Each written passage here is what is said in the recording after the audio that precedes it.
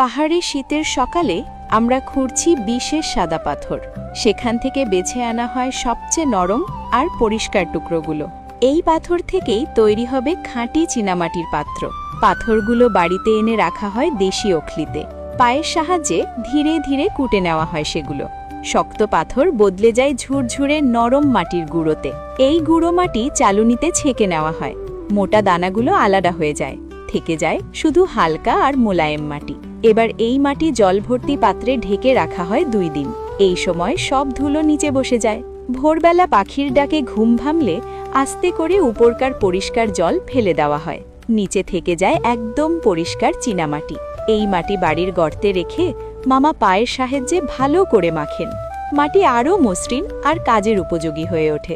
এরপর মাটির ওপর বড় পাথর চাপা দিয়ে সারা রাত রেখে দেওয়া হয়। অতিরিক্ত জল ধীরে ধীরে বেরিয়ে যায়। সকালে সেই সোদা গন্ধওয়ালা মাটি নিয়ে আমরা পৌঁছে যাই চাকে। চাকা ধীরে ধীরে ঘোরে, হাতের আলতো ছোঁয়ায় তৈরি হয় পাত্রের আকার।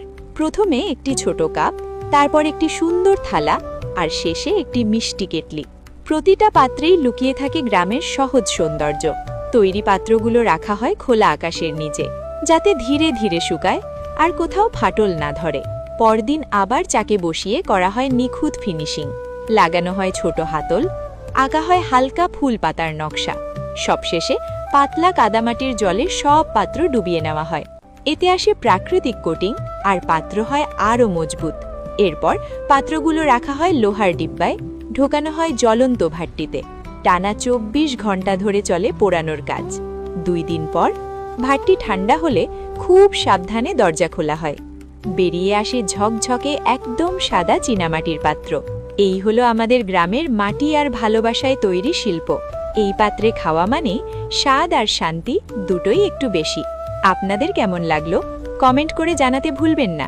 এই পাত্রগুলো যদি নিতে চান তাহলে ওপরের ডান দিকে ক্লিক করুন।